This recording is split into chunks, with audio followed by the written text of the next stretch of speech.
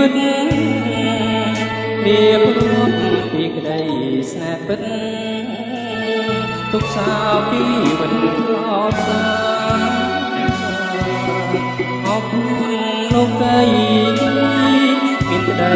ប្រណីមេត្តាទុកខ្ញុំវាលវត្តសង្សារឬជាកាត់ផ្ដាច់និស័យ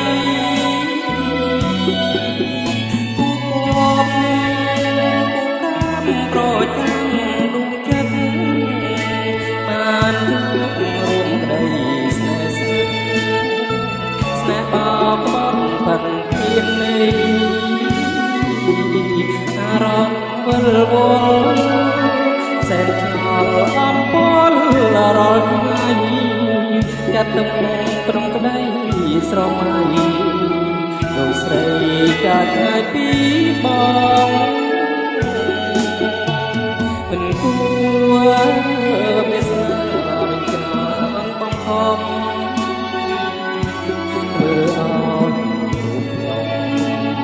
ខ្ញុំខំបំទូស្នេហ៍មួយតែឡើយក៏មកតាមចោលមានពីចូលជ្រែកទៅស្នេហ៍ស្នងបងសែនអាឡ័យជីវិតចំកយមានតាទាំងភ្នែកទុកសាបោកសង្វារូបឋានបានជួបស្រីពីផែនពីរងให้เลยพระจีพีในที่โดยสมรเอาใจใส่ใครปลอดปองเพียง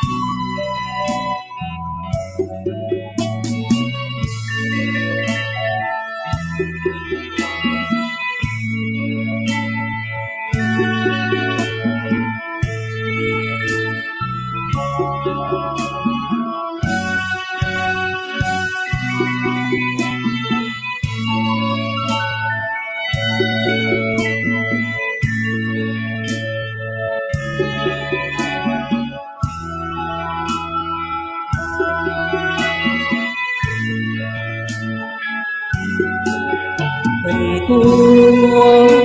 រវាសនារុយត្រាបងខំ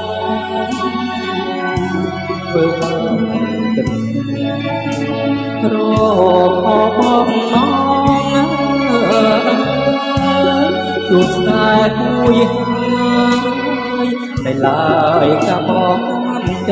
ង់មានគេចូលជ្រែកស្នេហ៍ស្នងបងសែនជីវិតចង់ខ្នើយមានតែទាំងខ្ញុំសាបបោកមុនសង្វា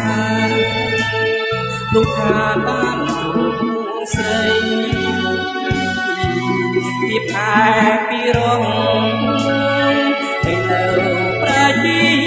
ពីនៃពីដូចស្រមោលអើយ